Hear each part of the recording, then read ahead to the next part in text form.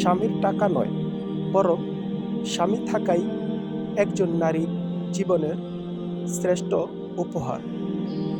হে নারী, তাই তোমার স্বামীকে সম্মান করো, তার কর্মকে মূল্যায়ন করো।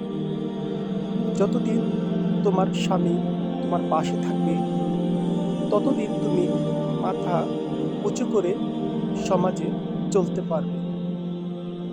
যে নারীর স্বামী নাই, সেই বুঝে এই দুনিয়াটা তার কাছে কত কষ্টের।